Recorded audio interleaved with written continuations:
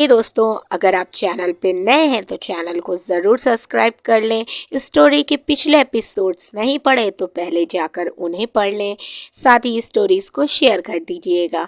अभिमन्यु और तेजस जो अपनी डील के सिलसिले में मिस्टर राठी से मिलने आए थे, तो तेजस बोलता है, भाई चल कॉफ़ी पीने चलते हैं और रीत से भी मिल लेंगे। अभिमन्यु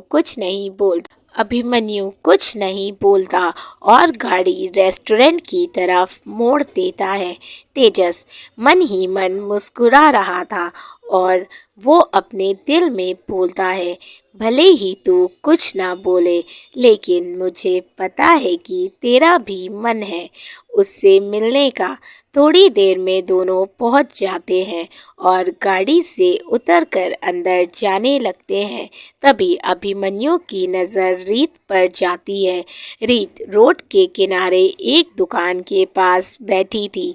उसकी आंखों से आंसू जमीन पर गिर रहे थे, लेकिन अगले ही पल उसकी नज़र उस दुकान के पास लगे एक बैनर पर जाती है जो कि हिल रहा था, शायद गिरने वाला था। रीत उसके नीचे ही बैठी थी, जिस वजह से वो सीधे उसके ऊपर ही गिरता। ये देख अभिमन्यु बिना एक पल गवाए सीधा रीत की तरफ भागता है और झटके से उसका हाथ पकड़ उसे अपने पास खींच लेता है। वो रीत को तो बचा लेता है, लेकिन उसके पैर में चोट लग जाती है। दोनों जमीन पर गिर जाते हैं। रीत नीचे थी और अभिमन्यु उसके ऊपर। दर्द की वजह से वो अपनी आंखें बंद कर लेता है। वहाँ भीड़ लगने लग जाती है। जब तेजस की नज़र उन दोनों पर पड़ती है तो वह भागकर उनके पास जाता है और दोनों को उठाता है। रीत तो खड़ी हो जाती है, लेकिन अभिमन्यु के पैर में काफ़ी चोट आई थी, जिस वजह से उसे खड़े होने में काफ़ी दिक्कत हो रही थी। तब तेजस रीत से बोलता है, तुम अभिमन्यु को संभालो, मैं गाड़ी लेकर आता हूँ। इतना बोलकर वो भागकर पार्किंग एरिया की तरफ चला जाता है। रीत अपने हाथ में अभिमन्यु का हाथ थामती है और दूसरे हाथ से उसके कंधे को पकड़ उसे सहारा देती है। तभी तेजस गाड़ी लेकर आ जाता है और उसे गाड़ी में बैठाता है। अभिमन्यु ने अभी भी रीत का हाथ थामा हुआ था, जिस वजह से वो भी उसके साथ उसके बगल में बैठ जाती है। तेजस गाड़ी हॉस्पिटल की तरफ मोड़ देता है और थोड़ी देर में वो लोग हॉस्पिटल के अंदर थे।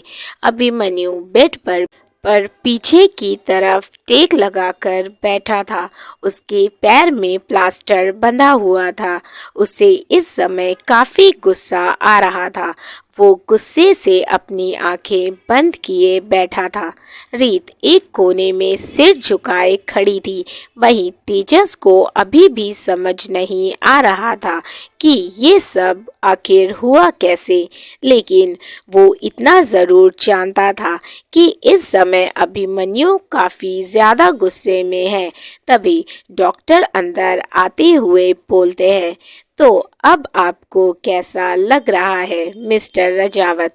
अभिमन्यु डॉक्टर को देखते हुए बोलता है, डॉक्टर, मुझे डिस्चार्ज कब मिलेगा?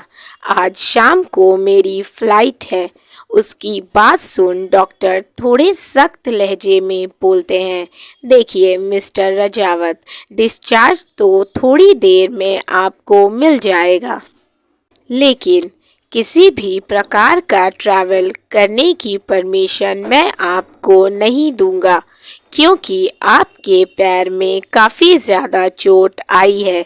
तो आप जितना हो सके रेस्ट कीजिए, और अगर आपने ज़्यादा चलने फिरने की कोशिश की तो प्रॉब्लम बढ़ सकती है। वो रीत की तरफ देखते हुए बोलते हैं, मुझे उम्मीद है मिसेस रजावत आप मेरी बात समझ रही होंगी। इन्हें ज़्यादा चलने फिरने नहीं देंगी, नहीं तो इनके पैर को ठीक होने में ज़्यादा समय भी लग सकता है। इतना बोलकर डॉक्टर बिना रीत की बात सुने वहाँ से चले जाते हैं। रीत कुछ बोल ही नहीं पाती। वो बस हैरान होकर अभिमन्यु को देख रही थी। वहीं तेजस को हंसी आ रही थी। वो मुंह दबाकर हंस रहा था। उसे ऐसे हंसता देख अभिमन्यु उसे घूर कर देखता है तो तेजस हंसना बंद कर देता है और उसके पास आकर बोलता है, ये सब हुआ कैसे? आखिर वो बैनर तेरे ऊपर कैसे गिर गया? उसकी बात सुन अभिमन्यु गुस्से से रीत की तरफ देखता है। रीत उसकी नज़र अपने ऊपर महसूस करती है तो उसके पास आकर धीमी आवाज़ में बोलती है, आई एम सॉरी सर, मेरी वजह से आपको चोट लग गई। तेजस उसकी बात सुन हैरानी से उसकी तरफ देखकर पूछता है, तुम्हारी वजह से कैसे? तब रीत एक नज़र अभिमन्यु को देखती है, फिर तेजस को सब बता देती है कि कैसे उसे बचाने के चक्कर में अभिमन्यु को चोट लगी। तेजस उसकी बात सुन बोलता है, अच्छा हुआ कि अभिमन्यु सही टाइम पर आ गया, नहीं तो वो बैनर तुम पर गिर जाता। वैसे एक बात पूछूं? रीत, तेजस तुम वहाँ क्यों बैठी थी?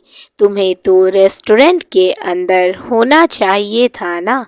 रीत कुछ बोलती उससे पहले ही पूर्वी अंदर आ जाती है और उसे गले लगाकर उस पर थोड़ा गुस्सा करते हुए बोलती है, तू तू पागल है? तुझे कुछ हो जाता तो तू इतनी लापरवाह कैसे हो सकती है? तूने एक बार भी मेरे बारे में नहीं सोचा। अगर तुझे कुछ हो जाता तो तू ऐसे कैसे कर सकती है? वो उसके सर पर हल्के से मारते हुए बोलती है। उसकी आंखें नम हो चुकी थीं। उसे ऐसे देख रीत की भी आंखें नम हो जाती हैं। वहीं अभिमन्यु और तेजस दोनों बस चुपचाप उनको देख रहे थे। रीत उसे शांत करते हुए बोलती है, पूर्वी मैं ठीक हूँ, आई एम सॉरी, मुझे माफ़ कर दे। मुझे नहीं पता था कि वो ऐसे अचानक गिर जाएगा, नहीं तो मैं वहाँ ना जाती। पूर्वी अभिमन्यु से बोलती है, thank you sir, thank you so much. आपने मेरी जान से प्यारी दोस्त की जान बचाई, लेकिन आपको चोट लगी उसके लिए मैं इसकी तरफ से आपसे माफ़ी मांगती हूँ। ये तो पूरी पागल है। इतना बोलकर वो रीत की तरफ देखने लगती है। रीत बस चुपचाप अपना सिर झुकाए खड़ी थी। अभिमन्यु रीत को देखता है, फिर पूर्वी की तरफ देखकर बोलता है, तुम्हें माफ़ी मांगने की ज़रूरत नहीं है। तेजस पूर्वी से बोलता है, वैसे तुम कौन? मैं पूर्वी, रीत की बचपन की दोस्त। वो रीत की तरफ मुस्कुराते हुए देखकर बोलती है। तभी एक नर्स वार्ड के अंदर आकर बोलती है, आप लोग प्लीज़ बाहर जाइए और पेशेंट को आराम करने दीजिए। नर्स की बात सुन सब बाहर आ जाते हैं। पूर्वी घड़ी में टाइम देखती है तो रीत से कहती है, रीत अब हमें चलना चाहिए क्योंकि शाम हो रही है और अगर हम और लेट करेंगे तो तुम्हें पता है वो विमला चाची। इतना बोलकर वो चुप हो जाती है। रीत बस हाँ बोलती है और तेजस से कहती है, सर अब हम चलते हैं। अगर कोई काम हो जहाँ मैं हेल्प कर सकती हूँ तो प्लीज़ बताइएगा। इतना बोलकर वो दोनों वहाँ से जाने लगती हैं। तभी तेजस बोलता है, एक काम है जिसमें सिर्फ तुम हेल्प कर सकती हो। रीत तेजस से पूछती है, ऐसा कौन सा काम है जो सिर्फ मैं कर सकती हूँ? तेजस, रीत तुम्हारी जॉब चली गई है तो मेरे पास तुम्हारे लिए एक जॉब है। दरअसल पूर्वी ने दोनों को बता दिया था कि रीत की जॉब चली गई है, इसीलिए वो बाहर बैठी हुई थी। तेजस आगे बोलता है, जिससे तुम्हारे पैसे की प्रॉब्लम भी सॉल्व हो जाएगी और मेरी हेल्प भी हो जाएगी।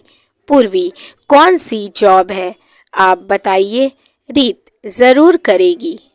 तब तेजस एक गहरी सांस लेकर बोलता है, अभिमन्यु के पैर में चोट लगी है जिसे ठीक होने में कुछ महीने लग जाएंगे, जिस वजह से उसे यहीं रहना होगा।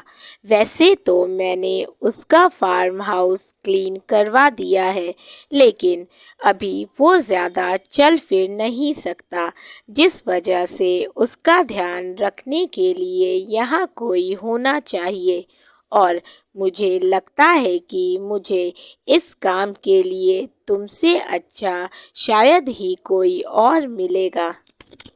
तो रीत, क्या तुम उसके फार्म हाउस पर रहकर उसका ध्यान रखोगी, उसकी केयर टेकर के रूप में?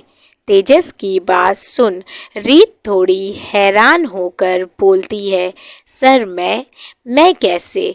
तेजस, देखो रीत, जितना भी मैंने तुम्हें अभी तक जाना है और समझा है, उससे इतना तो मैं जान गया हूँ कि तुम एक बहुत ही अच्छी लड़की हो और फिर अभिमन्यु के लिए तुमसे अच्छी लड़की शायद ही कोई और होगी।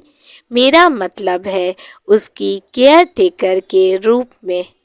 रीत, मैं तुम्हें इस जॉब के लिए फोर्स नहीं करूँगा, लेकिन अगर तुम हाँ बोल दोगी तो मुझे लगेगा कि अभिमन्यु यहाँ आराम से है। तुम मुझे कल तक सोच कर बता देना, क्योंकि मैं अभी अभिमन्यु के पास ही हूँ।